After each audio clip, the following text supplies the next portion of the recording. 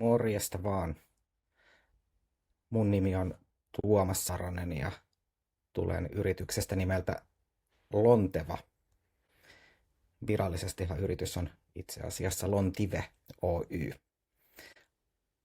Mutta itse asiaan, niin tänään ajattelin kertoa Front App-nimisestä sähköpostiratkaisusta. Lonteva on Front Partner. Meillä on lupa myydä näitä lisenssejä ja pystytään auttamaan asiakkaita ottaa käyttöön tämä järjestelmä. Itsehän on jo 6 vuotta käyttänyt tätä Fronttia omassa toiminnassani ja sen takia tunnen järjestelmän ja sen hyödyt tosi hyvin. Mutta jos ihan alkuun kerron, niin meidän kotisivuilta löytyy vähän infoa tästä, mutta ihan jos Frontista käydään pari perusasiaa läpi, niin yrityshän on jo 12 vuotta sitten perustettu. Ranskalainen Mathilde Collin ja Laurent Perrin perusti tämän Ranskassa ja myöhemmin he on sitten siirtyneet tuonne Jenkkien puolelle. Hyvin kypsä firma, heillä on 300 työntekijää ja 9000 asiakasta ja sanoisin, että niin kuin enterprise-kyvykkyydet omaava firma ja tavallaan siinä mielessä laadukas ja luotettava. Heidän kotisivuilta näkee hyvin, mitä he yrittävät tehdä. Eli sähköposti näyttäisi pysyvän yritysten työkalupakissa, vaikka se on jo pitkään ollut olemassa. Sähköpostihan ei ole niin kuin merkittävästi muuttunut 40 vuoteen mihinkään. Et sitä on niin kuin käytetty sellaisenaan ja tietysti ympärille on tullut lisää ominaisuuksia, mutta se perusideologia on ihan sama kuin silloin alussa. Se, mitä Front yrittää tehdä, niin kerta sitä sähköpostia käytetään päivittäin yrityksissä, erityisesti asiakaskommunikaatiossa, niin miksei sen sähköpostin ympärille rakentaisi täysiveristä asiakaspalveluratkaisua. Eli tämä on niin kuin asiakaspalvelulähtöinen idea, yksi alusta, mihin on mahdollisuus kytkeä monta eri kanavaa, mistä niitä asiakasviestejä tulee. Nykyaikana voi tulla Facebookista, Instagramista, kotisivuilta, voi tulla WhatsApp-viestejä. Nämä kaikki pystytään yhdistämään yhteen työkaluun, mikä on tämä Frontin idea. Tavallaan omni-channel-ratkaisu. Monta kanavaa, mutta yksi paikka, missä sitten käsitellään näitä kaikkia.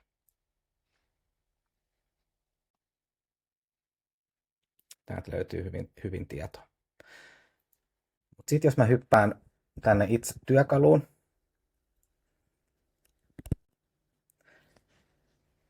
Mähän itse en ole paljon käyttänyt tätä niin kuin asiakaspalvelussa, mutta mä oon enemmänkin käyttänyt tätä yrityksen operatiivisena työkaluna. Eli kun tulee vaikka minulle sähköposti, niin pystyn helposti jakamaan sen näkyvyyden sitten toiselle tiimin jäsenelle. Mulla on nyt tässä yksi esimerkki, tämmöinen automaattinen sähköposti Applelta, niin voi vaan näyttää tavallaan, että tämä tällä hetkellä näkyy vaan minulle. Jos mä haluaisin tän nyt jakaa toiselle tiimiläiselle, niin helppo tapa on laittaa tänne sähköpostin alla olevaan kommenttikenttään sen henkilön nimi.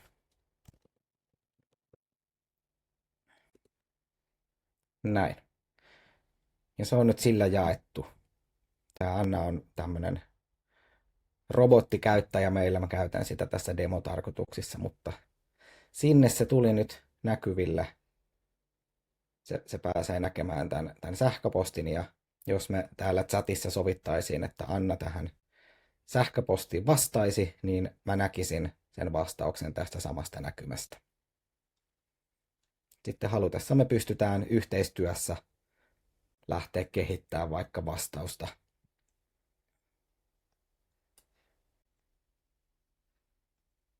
Eli täällä näkyy, että tämä on nyt jaettu drafti ja useampi henkilö nyt pystyy tätä yhdessä sitten kirjoitella.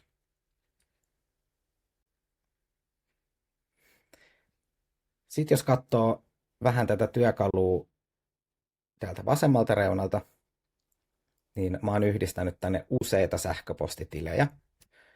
Eli mulla on täällä mun henkilökohtainen sähköposti, mun Lontevan sähköposti, sitten on Lont-nimisen yrityksen mun sähköposti, eli 3 henkilökohtaista sähköpostia näkyy täällä. Kaikki samassa näkymässä. Sitten mä oon tykkännyt vähän järjestellä tänne mun henkilökohtaisia viestejä, että jos on jotain vaikka lippuja, niin mä haluan, että ne pysyy täällä tallessa omassa paikassaan, niin niille on oma paikkansa, tai on muutamia muistiinpanoja kirjoittanut tänne, niin nekin pysyy täällä tallessa. Sitten täällä on jaetut sähköpostitilit. Näissä on idea, että useampi henkilö pystyy seurata ja vastata näihin sähköpostitileihin. Hyvä esimerkki on vaikka asiakaspalvelun yhteinen sähköpostilaatikko tai joku infolaatikko tai myynnin yhteinen sähköpostilaatikko, mihin tulee asiakkaiden viestejä ja näin. Niin frontissa ne tulee tänne alas näkyviin ja niin kuin näitte, niin näissä sähköposteissa on assign-ominaisuus. Eli kun yhteiseen sähköpostilaatikkoon tulee viesti, niin ei haluta, että on epäselvää, kuka sen ottaa hoitaakseen, kuka vastaa asiakkaalle, niin se kannattaa nimetä sitten oikealle henkilölle. Sitten on mahdollista ottaa workflow käyttöön myöskin sähköposteissa vähän tikettityyliin. Täällä on nyt tämmöinen hyvin yksinkertainen Open Waiting Resolved juttu käytössä, mutta sen tietysti voi tehdä oman näköisekseen tai sitten olla ottamatta käyttöön kokonaan tätä ominaisuutta.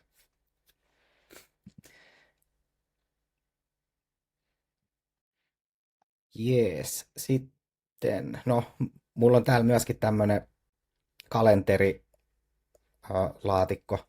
Tähän ei ole kytketty mitään oikeaa sähköpostitiliä.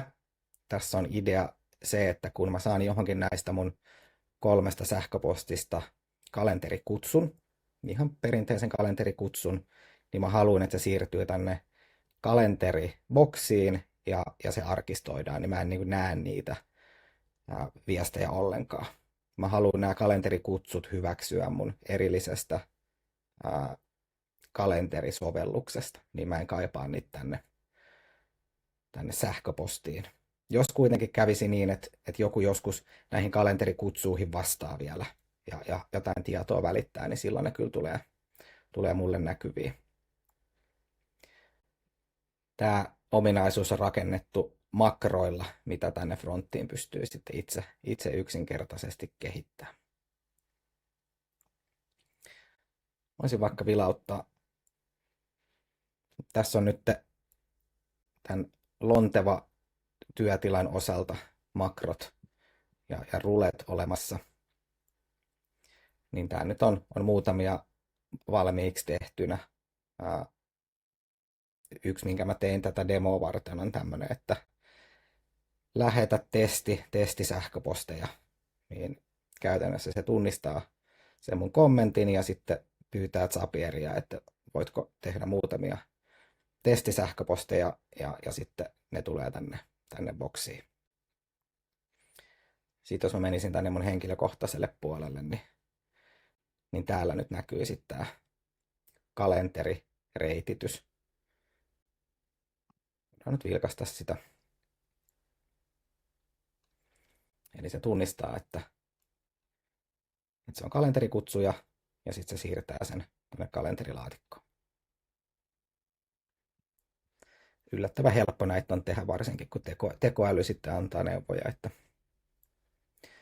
miten tätä tulisi viedä eteenpäin. Mutta jos me seuraavaksi kokeillaan noita testisähköposteja, laitetaan tämmöinen komento, minkä toi Rule tunnistaa. Nyt se rupesi viemään eteenpäin tätä pyyntöä.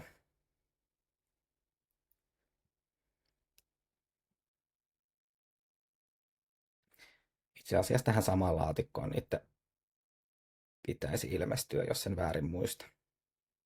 Noin, sieltä rupeaa tulee.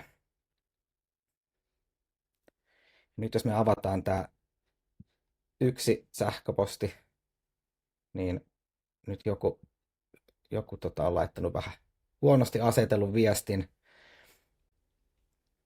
mutta tässä näkyy, että mä oon rakentanut tänne myöskin tämmöisen makron, mikä pystyy sitten etsimään tästä viestistä vaikka tehtäviä. Eli tästä painamalla sitten tämä lähtisi hakemaan, että mitä tästä sähköpostimössöstä nyt sitten mulle koituu tehtäviä, niin ne löydetään helposti. Jes, mulla olikin tässä tämmönen vielä lisäautomaatio, että jos siihen lisätään demo tagi, niin se siirtää sen vielä tänne demolaatikkoon, niin se hyppäsi tänne. Ja tosiaan nämä kaikki toiminnot, mitä tämä automaattisesti tekee, niin ne on kyllä nähtävissä täällä sitten alhaalla. Mut joo, tää nyt voitaisiin vaikka laittaa Annalle.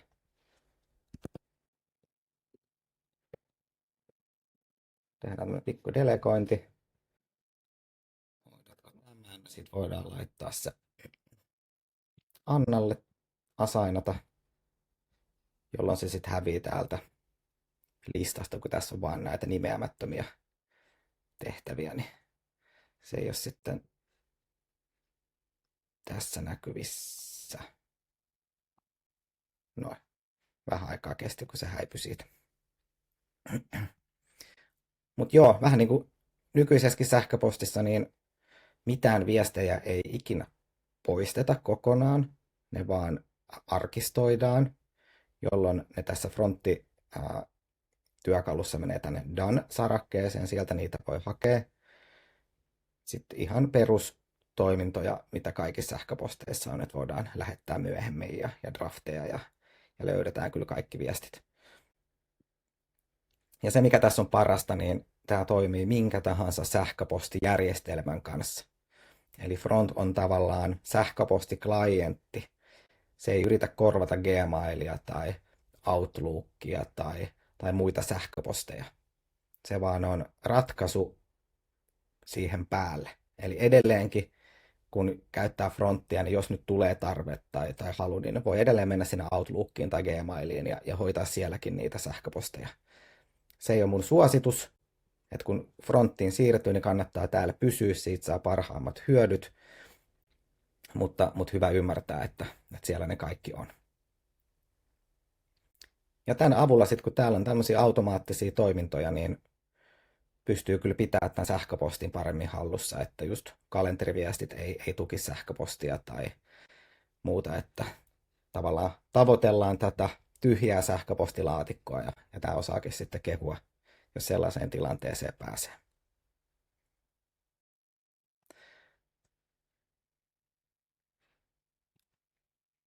Täältä tosiaan löytyy myöskin omaa kalenteria ja kontakteja ja analytiikkaa. Mä voisin analytiikkaa vaikka vähän vilauttaa, niin ihan tiketöintijärjestelmistä tuttuja tietoja löytyy tavallaan resolution timea ja kiireisiä hetkiä ja sitten näitä viestimääriä, että miten niitä on nyt tullut, pystyy seuraamaan sitten eri aikajaksojen perusteella.